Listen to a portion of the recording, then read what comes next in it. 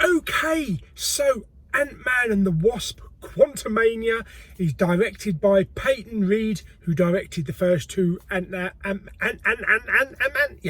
movies. And this stars Paul Rudd, of course, returning as Ant-Man. We have Evangeline Lilly as the Wasp.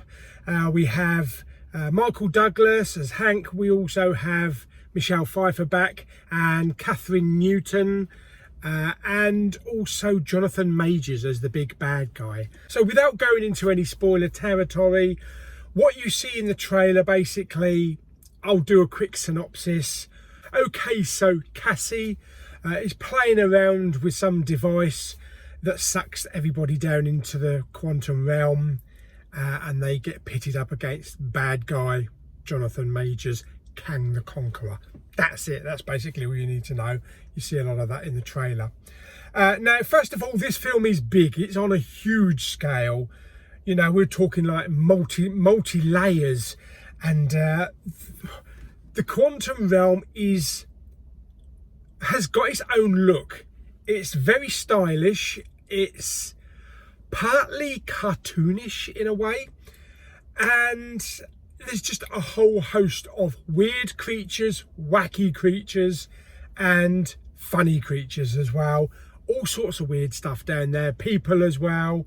The best way to describe it is, for 2 hours, the quantum realm is kind of just like the cantina bar in Star Wars. For 2 hours, you get all sorts of weird, wacky creatures and people coming in. I would describe this film as Journey to the Centre of the Earth mixed with Star Wars and Avatar.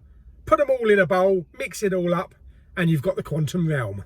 Yeah, it was an enjoyable film. 2 hours. It didn't need to be any longer than 2 hours. Everybody was at the top of their game. Paul Rudd was fantastic.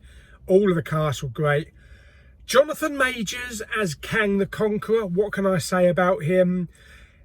He's going to be one to look out for. I know we've got him coming up in Creed 3, which I cannot wait for.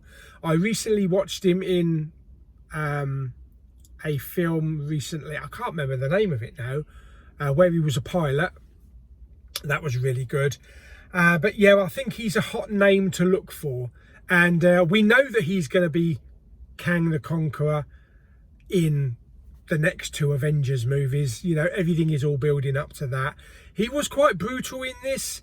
He was fixated. He had his vision. He knew what he wanted to do, and he was relentless, and nothing would stop him from doing what he wanted to do and doing his task. And I don't know, I think if you pitted Kang up against Thanos, I think he would batter Thanos about a bit.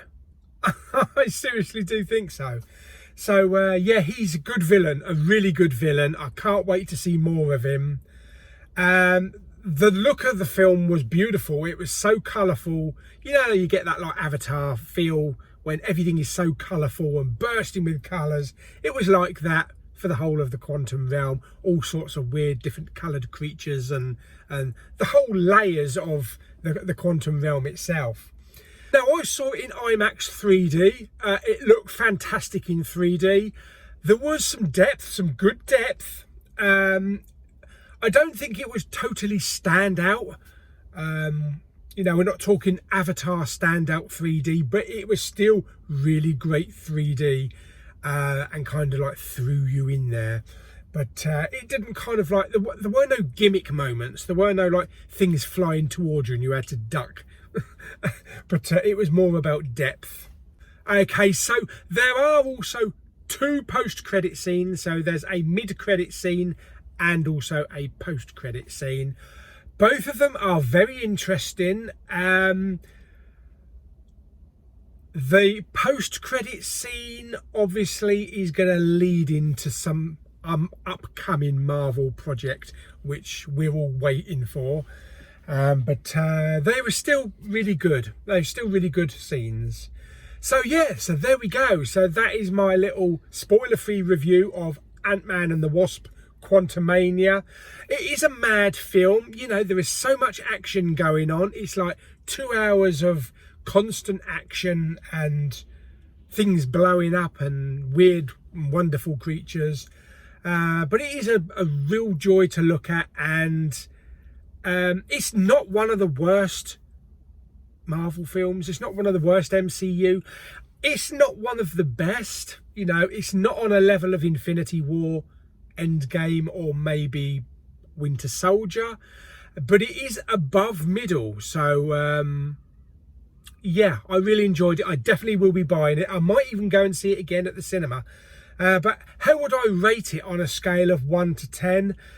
I think I'm gonna give it a good solid 7.5 out of 10. Ah, lovely little ants.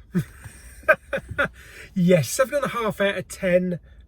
Which what is that? If it was that about a 4 or something? Maybe about a 4 out of 5. But yeah, really enjoyed it, and had a lot of fun. Never got bored, and yeah, just a good roller coaster ride for 2 hours. Fantastic. So there we go. That is my review of Ant-Man and the Wasp: Quantumania. So I hope you enjoyed the video. Like it by giving it some thumbs up. Don't forget to subscribe, comment and share, and I'll see you on the next video very soon. Bye bye.